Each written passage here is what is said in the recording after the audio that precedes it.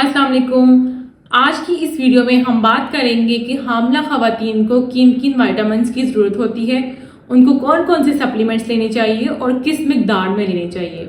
जैसा कि आप सबको पता है कि प्रेगनेंसी को नॉर्मली हम 3 ट्राइमेस्टर्स में डिवाइड करते हैं, यानी कि पहले के 3 माह, दरमियान के 3 माह और आखिरी के 3 माह। आज की इस वीडियो में हम डिस्कस करेंगे कि खवातीन को इन तमाम ट्राइमेस्टर्स में किन किन सप्लीमेंट्स की ज़रूरत होती है और उनको किस तरह और किस मिकदार में लेने चाहिए। अगर तो आपको मेरी वीडियोस पसंद आती हैं तो please subscribe to my channel and like my videos. आइए चलते हैं अपनी वीडियो की तरफ। फर्स्ट ट्राइमेस्टर यानी कि पहले के जो 3 माह हैं वो इंतहाई इंपॉर्टेंट होते हैं। उसमें आपको बहुत ज्यादा एहतियात की जरूरत होती है, इसलिए हम मरीजों को कहते हैं कि वो फर्स्ट ट्राइमेस्टर में बहुत ज्यादा ओवर कंजप्शन ऑफ टैबलेट्स यानी कि बहुत ज्यादा अद्वियात से परहेज करें और बहुत ज्यादा रेडिएशन वगैरह से बचें। क्योंकि फर्स्ट ट्राइमेस्टर में जो बेबी का इंफ्रास्ट्रक्चर है वो सारा डिवेल्प हो जाता है और बाकी के ट्राइमेस्टर में सिर्फ बेबी की ग्रोथ होती है। जो बेबी का बेसिक स्ट्रक्चर होता है वो इस ट्राइमेस्टर में डिवेल्प हो जाता है। तो इस ट्राइमेस्टर में हामला खवातीन जो भी कुछ खाएं वो डॉक्टर से पूछ के खाएं, बहुत ज्यादा रेडिएशन का एक्सपोजर ना करें या बहुत ज्यादा कोई केमिकल ट्रीटमेंट्स वगैरह ना करवाएं।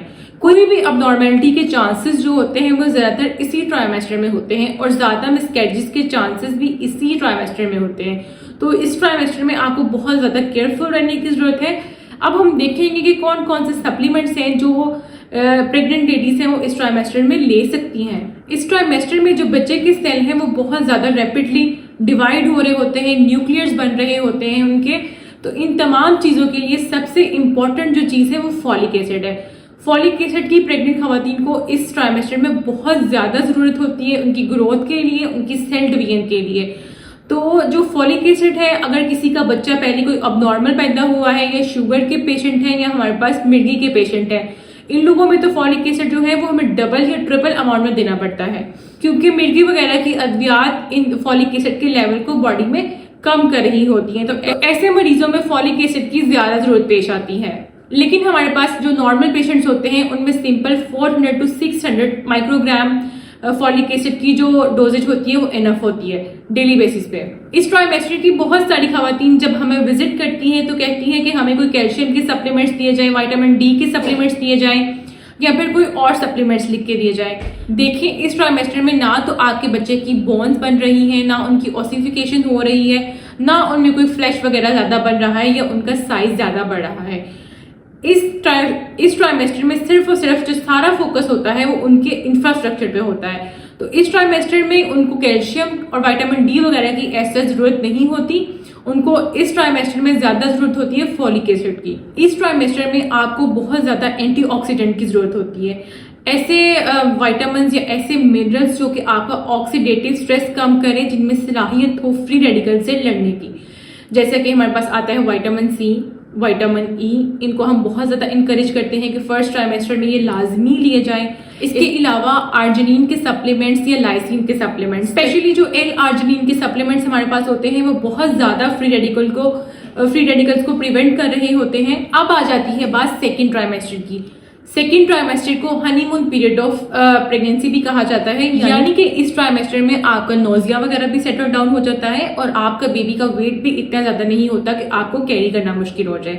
तो इस ट्राइमेस्टर में हम आपको इनकरेज करते हैं कि आप अपनी खुराक पे ज्यादा ध्यान दें, आप अपनी खुराक को अच्छे से लें ताकि आपका जो नोजिया भी सेटल डाउन हो गया है अब आप अच्छे से खा सकेंगे और आपका वेट भी बेबी का इतना ज्यादा नहीं है कि आपको फीलिंग ऑफ फुलनेस जल्दी हो जाए या आपको स्टमक के इश्यूज उसके साथ स्टार्ट हो जाए।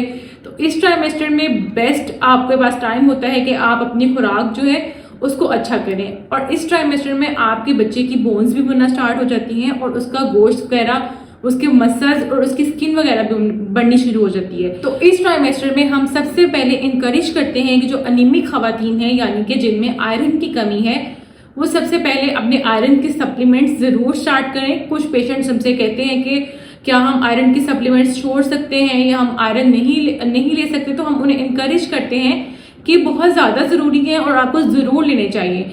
देखा गया है कि जिन खवातीन में आयरन की कमी होती है उनके बच्चे लो IQ लेवल के साथ पैदा होते हैं। तो आपको अपनी आयरन का जरूर ख्याल रखना है। आयरन के लिए आप गोश्त वगैरह इस्तेमाल कर सकते हैं, इसके साथ साथ आप अपने सप्लीमेंट्स पे भी फोकस करें। आजकल आयरन का सप्लीमेंट बहुत ज्यादा फॉर्म्स में हमारे पास अवेलेबल है मार्केट में, जिसमें साशे भी आ जाते हैं, कुछ चबाने वाली गोलियां तक आ जाती हैं और कुछ कैप्सूल्स वगैरह भी अवेलेबल हैं। तो आपने अपने आयरन की डोजेज को एडजस्ट करना है, उसको सेट करना है। आपने कोशिश करना है कि आयरन के साथ साथ विटामिन सी जरूर लें। विटामिन सी जो है वो आपकी आयरन की अब्जॉर्प्शन को बहुत ज्यादा फास्ट कर देता है और उसको जल्दी जल्दी अब्जॉर्ब करने में मदद करता है। सेकेंड ट्राइमेस्टर में अब आपके बच्चे की जो बोन्स है वो डेवलप होना स्टार्ट हो जाती हैं। अगर आप लोग अपना अक्सर स्कैन उठा के देखें तो उनमें आपके बच्चों की वाइट हड्डियां भी आपको नजर आने स्टार्ट हो जाती हैं। तो ये वो ट्राइमेस्टर है जिसमें आपको कैल्शियम की भी बहुत ज्यादा जरूरत है। एक डेली वुमेन की डेली रिक्वायरमेंट 800 to 1000 mg तक हो सकती है।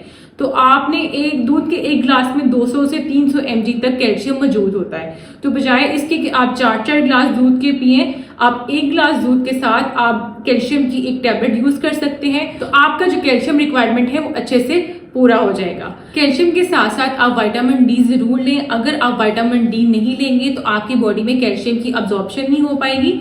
और इसके साथ साथ विटामिन डी के सप्लीमेंट्स के साथ साथ आप कोशिश करें कि विटामिन डी की एक्टिवेशन के लिए आप धूप जरूर लगवाएं। कोशिश करें कि आप अपनी बैग को ज्यादा धूप की तरफ रखें, धूप लगवाएं, ताकि आपके अंदर जो सप्लीमेंट्स है वो एक्टिवेट हो सके और प्रॉपर कैल्शियम वगैरह की अब्जॉर्प्शन हो सके।